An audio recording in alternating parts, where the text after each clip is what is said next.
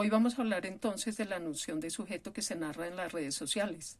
En la actualidad, las nuevas tecnologías relacionadas con la información y las comunicaciones están ampliando el concepto de identidad, complementándolo con el de identidad digital. Entre los datos que ayudan a configurar este nuevo concepto se encuentran los de identidad individual, los de comportamiento, los derivados o calculados por terceros y lo que es propio del usuario que va creándolo para identificarse en el mundo digital.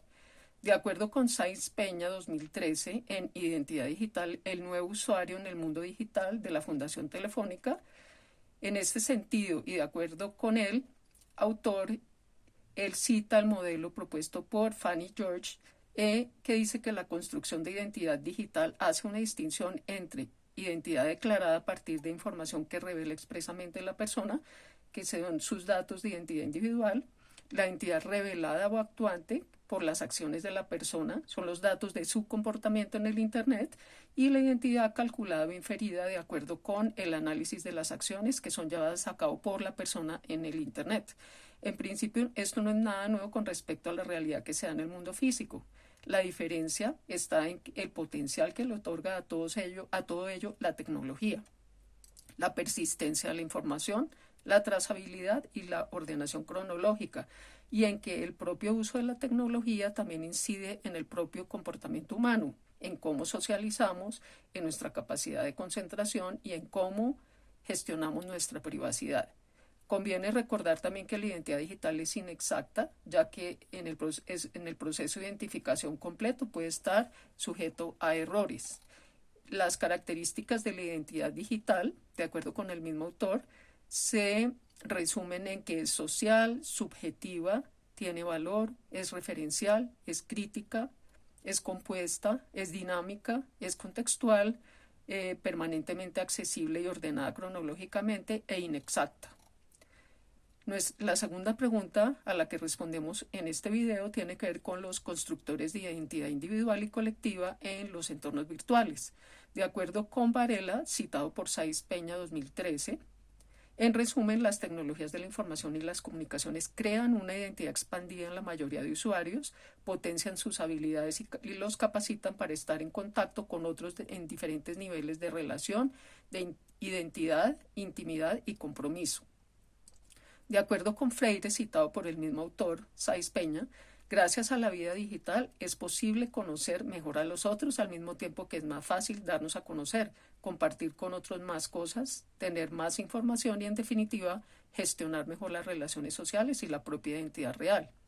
La tercera pregunta se relaciona con la elaboración de perfiles falsos en la red.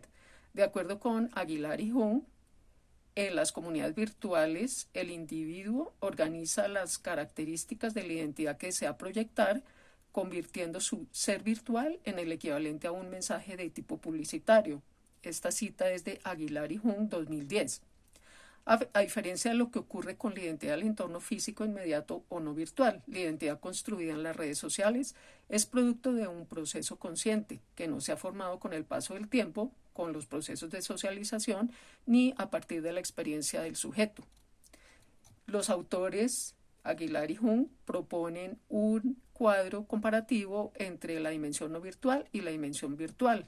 Precisamente, la dimensión no virtual implica un sujeto que es resultado de sus experiencias, vivencias y mediaciones, que no decide qué rasgos lo definen o identifican ante los otros, que es verificable y para la interacción es necesario formar parte del mismo espacio social. Esto lo dice Bourdieu, 1997. Mientras que en la dimensión virtual, el sujeto es un producto consciente de sí mismo, posee control sobre los rasgos y elementos que lo definen e identifican ante los otros, es difícil, mas no imposible, de verificarlo y no requiere ser parte del mismo espacio social para que haya interacción. En cuanto a la interacción social en ambientes virtuales, que es el último punto de este video, de acuerdo con Sáenz Peña 2013, la llegada de Internet de forma masiva a la vida de las personas y sobre todo la facilidad de interactuar y dejar huella en ella hace que la gestión de la identidad se complemente con la realidad digital, que además incorpora nuevas características que han de ser tenidas en cuenta por las personas para que la gestión de esa identidad sea realmente efectiva. Durante las últimas décadas, las aplicaciones de carácter social han sido los principales motores de la evolución del Internet. Por otro lado, los usuarios usan cada vez más dispositivos para conectarse a la red, lo que también complementa la información sobre la identidad digital. De acuerdo con Saiz Peña 2013, en resumen y citando a Gamero Ruth 2009, en la configuración de la identidad digital, toda la actividad de las personas en la red es susceptible de ir configurando la identidad digital, puesto que deja un rastro fuerte y claro en ella, de manera consciente o inconsciente. En concreto, se trata de servicios y aplicaciones como las redes sociales, los servicios de almacenamiento de datos, ya sea fotosites o videosites, blogs, foros, etc., y las relaciones que se establecen, los círculos de confianza en los que se insertan las personas y los perfiles personales. La identidad digital es un concepto social porque soporta los procesos de interacción de las personas. Es subjetiva porque intervienen en él procesos de identificación con otros individuos que incorporan su subjetividad en la interpretación, por lo que las diferentes personas podrán construir distintas identidades asociadas a la misma persona.